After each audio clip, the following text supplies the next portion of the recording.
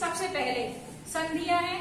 संधियां 3 प्रकार की हैं, स्वर अच संधि, व्यंजन हल संधि और विसर्ग। इनके उपनाम है। उपनाम का मतलब कहलाता दूसरा नाम। जैसे स्वर संधि को हम अच संधि भी कहते हैं। अच संधि क्यों कहते हैं इसका एक रीजन है, आ ई ऊ ण, ये जो सूत्र है ये एक सूत्र है 14 माहेश्वर सूत्रों में से एक पहला सूत्र है। आ ई ऊ ण ऋ ऋक ए ओंग आई औच। आई उण के आ से लेकर आई औच के चा तक इन शब्दों के अंतर्गत जो परिवर्तन होगा ये सब स्वर है। देखो ये शब्द हट नहीं लेना है हमको। ये जो हलंत शब्द है अंत का, इनको हटा के ये सब हलंत है ना। हलंत का मतलब होता है नीचे जिसमें डंडी खींचिए आधे स्वर कहे जाते हैं। इसको हमें नहीं गिनना है, इसको नहीं गिनेंगे ना, इसको गिनेंगे ना, इसको गिनेंगे। अब देखो छोटा स्वर है ना, पढ़ा होगा तुमने, ई स्वर है ना, ऊ भी स्वर है, री ऋषि का भी स्वर कहलाता है, और री ला में जो री की मात्रा लगी री, ये भी स्वर है, ए भी स्वर है, ओ भी स्वर है, आई भी स्वर है, औ भी स्वर है। तो ये सब जितने ये स्वर हैं इनमें जो भी विकार या परिवर्तन होता है उसमें जो संधि होती है उसे हम अच संधि कहते हैं। इसीलिए इसका नाम अच पड़ा। क्यों पड़ा? छोटा से लेकर आई औच के चा तक इतने जो शब्द आए, केवल इतने ही वर्ण, इनको मिलकर या तो इनसे मिलकर कोई ऐसा शब्द बनेगा या इनसे मिलकर कोई ऐसा शब्द घटेगा, इनमें जो परिवर्तन होगा वह आपकी स्वर संधि कहलाएगी। बात समझ में आ रही? स्वर का दूसरा नाम क्या है? अच संधि। कौन सी संधि? अच संधि। अच संधि आते हैं। अब स्वर कितने होंगे तो मगर ये शब्द देख लोगे तो तुम्हें समझ में आ जाएगा। केवल यही स्वर है, इसके अलावा दुनिया में कोई स्वर नहीं है। तो जितनी संधि होंगी इसी में परिवर्तन होगा, इसी के मिलने से, इसी के जुड़ने से जो बदलाव होगा वो स्वर संधि के अंतर्गत आएगा। अब स्वर संधि आपकी 5 प्रकार की मानी गई है। दीर्घ स्वर संधि, गुण स्वर संधि, वृद्धि स्वर संधि, यण स्वर संधि और अयादि संधि। सबसे पहले सबसे सरल संधि से ना लेकर हम तुम लोगों को कठिन संधि से शुरुआत करते हैं। ठीक है? दीर्घ संधि सबसे इजी संधि है, सबसे सरल हमारे मुताबिक सबसे सरल है।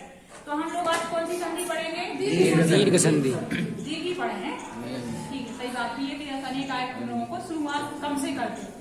अब आती है पहली संधि है। संधियों के प्रकार में स्वर संधि में पहले दीर्घ स्वर का अर्थ या मतलब छिपा है। दीर्घ का मतलब क्या होता? कौन बताएगा? दीर्घ का मतलब क्या होता? दीर्घ का मतलब क्या होता? दीर्घ है, दीर्घ मतलब बड़ा। क्या होता दीर्घ मतलब? बड़ा। वेरी गुड, बस यही अर्थ समझना। दीर्घ का मतलब है बड़ा। कोई भी स्वर हो, रिजल्ट हमें बड़ा मिले, मतलब कोई दो ह्रस्व छोटे छोटे स्वर मिलके भी बड़े बनेंगे और बड़े बड़े स्वर मिलके भी बड़े स्वर होंगे, वो दीर्घ स्वर संधि के अंतर्गत आएगा। अब देखो दीर्घ मीन्स अक्कह, बोलो अक्कह, सवर्णे सवर्णे दीर्घः, फिर से इसका उच्चारण करते हैं अक्कह, अक्कह सवर्णे दीर्घः,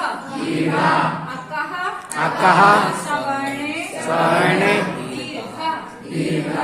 अब बस 2 मिनट के लिए केवल समझ लो। अगर तुमने इतनी चीज, केवल कितने 3 शब्द हैं, इस 3 शब्द में आपकी दीर्घ संधि का एक एक शब्द समाहित है। अगर ये चीज समझ में आ गई तो ना तुम्हें कोई परिभाषाएं पढ़नी है ना कोई। देखो ऐसा अक्कह सवर्णे दीर्घः। अभी अपन लोगों ने हमने ये सूत्र पता क्यों लिखवाया? केवल हमने अच समझाने के लिए नहीं लिखवाया था, हमने इस संधि समझाने के लिए लिखवाया था। अक्कह कहलाता है अक प्रत्याहार। अक प्रत्याहार का मतलब होता है आ से लेके का तक। अब देखो कहाँ आ ई ऊ, अक का मतलब है आ ई ऊ री री क, ये वाला केवल इतना ये शब्द है स्वर संधि में। ये वाले सूत्र काम आएंगे केवल 2। अयोड़ दिलरिक, ये सूत्र है अयोड़ दिलरिक, तो एणानी माना जाएगा क्योंकि ये हलंत है, उच्चारण के लिए प्रयोग किया जाता। जिलरिक में हलंत है वो नहीं माना जाएगा क्योंकि उच्चारण के लिए होता, लेकिन सूत्रों में बनाने के लिए, प्रत्याहार बनाने के लिए प्रयोग होते हैं। तो अक्कह सवर्णे दीर्घः, अक के अंतर्गत आने वाले जो वर्ण हैं उनके ही समान वर्ण हमें यहाँ पे मिल जाए तो वो दीर्घ हो जाती है। हमें केवल इतनी शब्द समझना है। अक प्रत्याहार के समान वर्ण आने पर दीर्घ हो जाते हैं, यही दीर्घ स्वर संधि है। अक प्रत्याहार के समान वर्ण का क्या मतलब है? जैसे वर्ण हमें पहले मिले वैसे ही वर्ण हमें यहाँ मिल जाए, समान बिल्कुल एक जैसे, मतलब यहाँ आ है यहाँ भी आ जाए, यहाँ ई है यहाँ भी ई आ जाए, यहाँ ऊ है यहाँ भी ऊ आ जाए, बिल्कुल एक जैसे है, और तो वो दीर्घ हो जाने, बस इतना हमें ध्यान रखना है। अक प्रत्याहार के समान वर्ण आने पर दीर्घ हो जाते हैं। अक प्रत्याहार में ये वर्ण है, केवल क्या क्या आना है? छोटा, छोटी ई, छोटा री ऊ। और री। तो ये इसमें सूत्र में तो ये छोटे छोटे दिए हैं, लेकिन अगर ये दीर्घ भी आ जाए, लेकिन ये वर्ण यही होंगे, तो यही अपने आप के दीर्घ हो जाएंगे, यही दीर्घ स्वर संधि का नियम है। अब इसका हम जब एक उदाहरण समझेंगे तो पूरी चीज स्पष्ट हो जाएगी। सबसे प्रसिद्ध उदाहरण है इसका विद्यालय, ठीक है?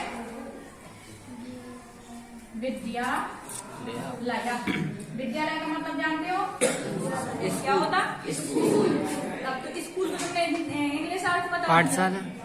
विद्यालय का विद्या का घर, आलय का मतलब आलय का शाब्दिक अर्थ है घर, विद्या का घर।